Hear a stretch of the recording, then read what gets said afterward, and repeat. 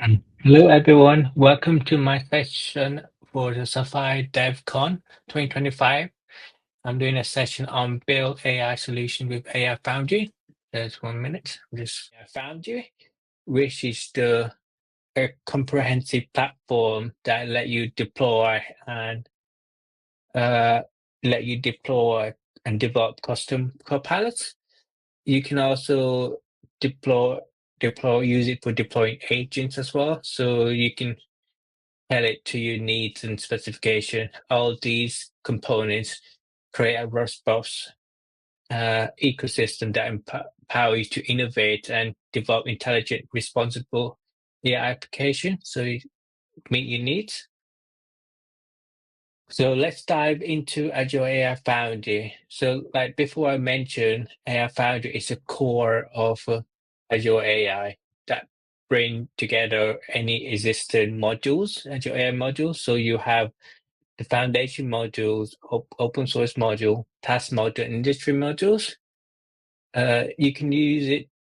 You can also have different kind of modules like Azure OpenAI Service, AI Search. It can be integrated with uh, GitHub, Visual Studio, and Copilot Studio.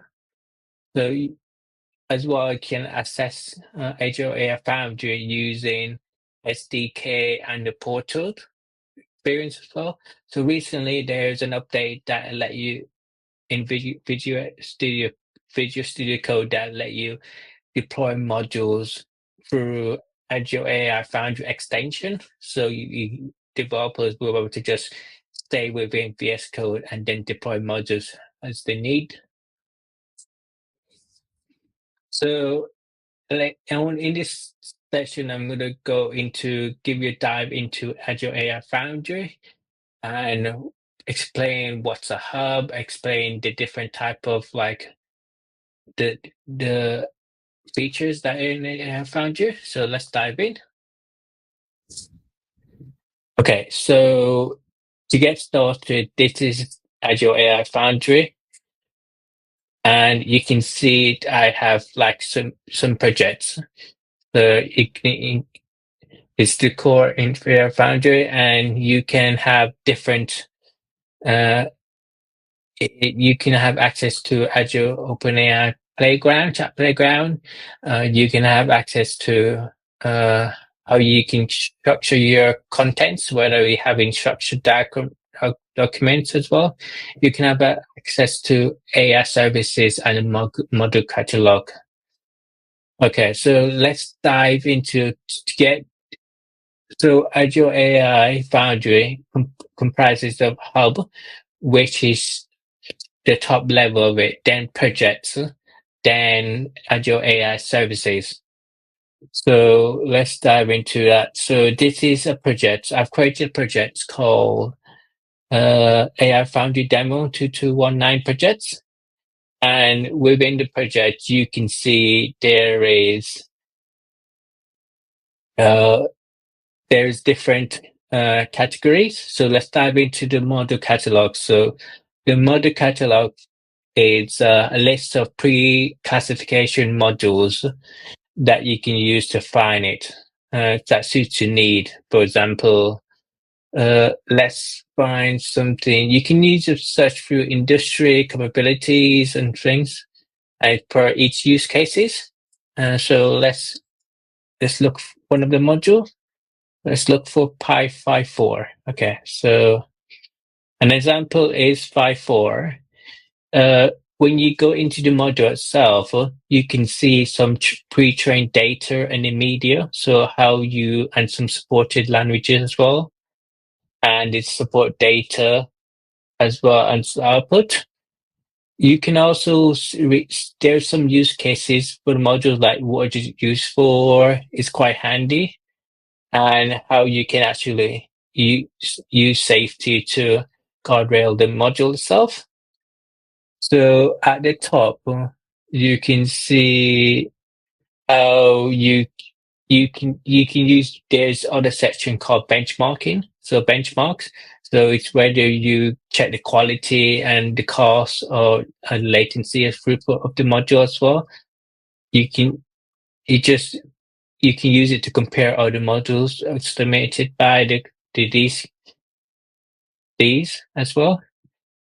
So another thing I will mention is that so to deploy the module here, you can also it's quite easy to deploy the module. You can just click deploy here. That just give you a set of condition to deploy it. Or some of the module, like it was, I don't know if it's 5.4. It's H.53. It could be this one. Yeah, so it give you how you can actually call it. So if you want to call it through use an SDK, you can see the module ID and you can call it as well. Depends on what you want. So aside from module catalog is one of the favorite feature that you can use. And you can have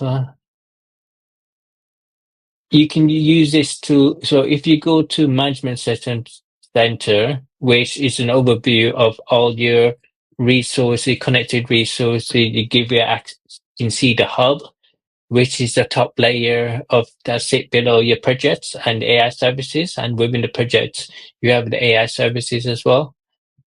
So, in a hub, you can see the hub name, some like subscriptions being connected to resource group as well as other connected resources. You can see the projects being connected to AI search, AI services, blob storage account. So you can also connect it to other services if you wish.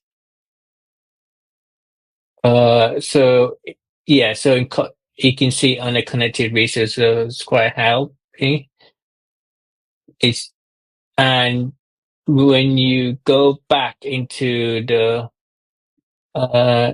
project itself, that's when you can actually go to the playground, test it, or you can use Azure AI service. Okay, so let's go back to the slide. So after you have used Azure AI Foundry, the next thing that some techniques that you can use is prompt engineering. So prompt engineering is a term that you use to by the system message and system prompt. So you, for example, in this diagram, you have different system message, which keep which is a message you put on the system, and there's separate. It goes into parameters, users, and assistants, and it use the system message or model prompt used to provide the model additional context to generate answer, and the user prompt, which is actual users requests. The system prompt usually remains the same for the whole session of interaction with the model, but the user prompt varies at each run. If we zoom in at the system prompt, for example, if you look at the system prompt, it might contain several information like the description of tasks to completion and the behavior expected by the model, the tone and style of the question, system safety guardrail here, jailbreak. So any safety guardrails, for example, jailbreak mitigation, do about like do not about certain rule that you're able to stop people from attempting to break into your module. And you can have like data source, which is used to ground responses that you see in a bit. On the other hand, if we zoom in user prompt, this might contain several instruction start, for example, the summarize with quest that you can use the action model with the context, and you can use one or more several questions. You get example of this could be inputs they use to that you want to ask the model. You can also the model can be based on temperature on top P. which computant topic, which is another way to control the degree of randomness in the choice of next predicting token by setting the percentage of probability when the model should look into, and the assistant. So the assistant will just help provide provide the final outputs of the question that you would your instruction by the user. So give your module clear instruction. So another approach that you could actually do is give your module clear instruction. So this is one of the first best practice in prompt engineer. So always give your module clear instruction. So you can do this by imagine you're speaking to an untrained intern. So you need to be precise as possible. You need to avoid assumption, and you need to be able to provide contextual information. So tell the module what you need to do to perform something, and break down the request into simple instruction. So this could be like several instructions, so you can make it easy for the model to understand. And the provide details could be like define the format you want to expect the output. For example, is it what you expect to be what you expected in future in your learning? Another key thing is that all these are done once and for prompt engineer, which is the process of try and error. Prompt engineering in Azure AI Foundry. So it's in Azure AI Foundry in the chat playground is the best place to start testing and your module and prompt, since you're to get feedback of you and how to see how well your model is doing. Another feature is helpful when we're working on prompt engineering is prompt stamps catalog. So it could be like prompt catalog, which provide a list of prompt templates you see on the left hand side here with use cases and tasks. So you can also use things like add your own data and ground to customize it as well. So by talking about inputs up to the data, we can avoid talking about the data. Data is the fuel of Gen AI. So if you so you can add the data through the data source. You can connect to different kind of data, larger storage, and be able to use it to access your latest data. So as soon as you've got it, and then make sure the data is secure. Just you have your private data only. So you want to make sure the grounding customization is secure as possible. So another techniques that you can use is retrieval. Some of the technique you can do is retrieval techniques. So this includes trunking, which is preparing the data to digest into data pipeline by splitting your document into manageable pieces. Uh, Vectorization, which is another data pre-processing step that creates encoded to represent your data in chunks in numerical format. And ranking. So ranking is it's the last piece of data retrieval process. Once you get a list of relevant results from your search, you want to order the results chunking in order to prioritize them based on deep meaning. You also have indexing. So indexing could be a search index. You could describe how your context is organized is to make it searchable. Imagine a library contain many books. You want to search search the books through in a library and retrieve the relevant book easily and sufficiently. To make the library searchable, you want to create a catalog that contains all the books in the library, which is easy to find. So it could be vectorized. You can do this by vectorizing it based on user input and encode it into vector. and it uses search the indexes that enable fast retrieval your data.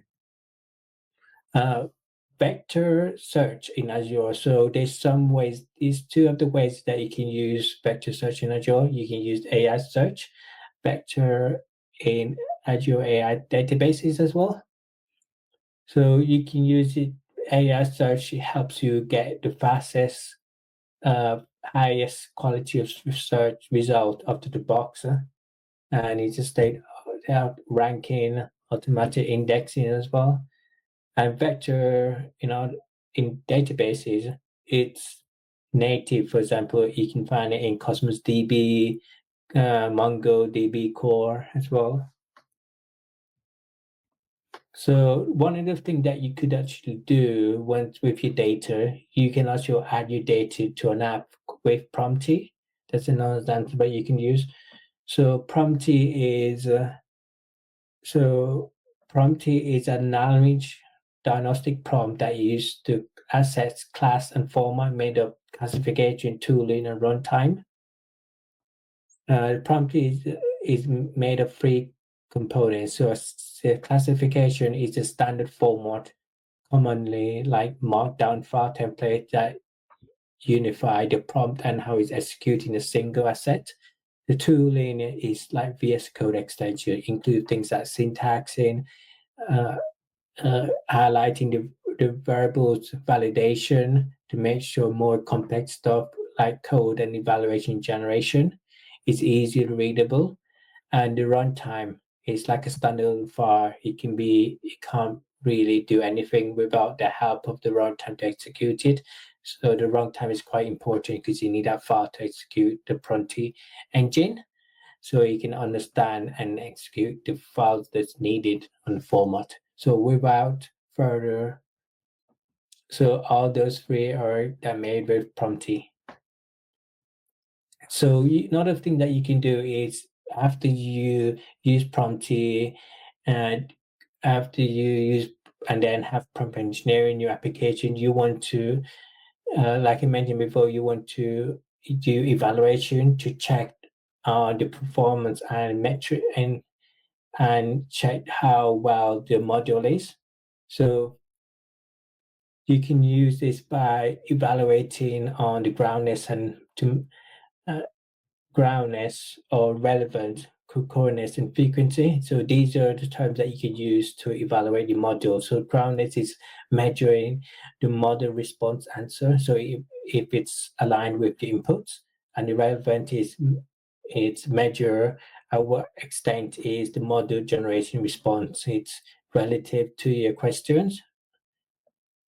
So and coherence could be is a model output smoothing of readable like a language, and frequency is like does the syntax meet, is it neat, is it structure as well? So all those are needed. So by following this evaluation, you should be able to evaluate the context of your module, your information that you put in your model. So it's always really needed to do your evaluation in your module. Yep, so thank you for listening on my session on Azure AI. Hopefully you learned some bit of prompt flows, prompt engineering, and how you can develop your solution using AI Foundry. So to know about me, a little bit about me is that I'm currently a senior platform engineer working at Kainos, and recently Microsoft Azure MVPs, and I enjoy sharing my knowledge through the community and trying to help people learn as well. So hope you find this session hope you find this session useful, and information, just contact me you can contact me on LinkedIn, social media as well.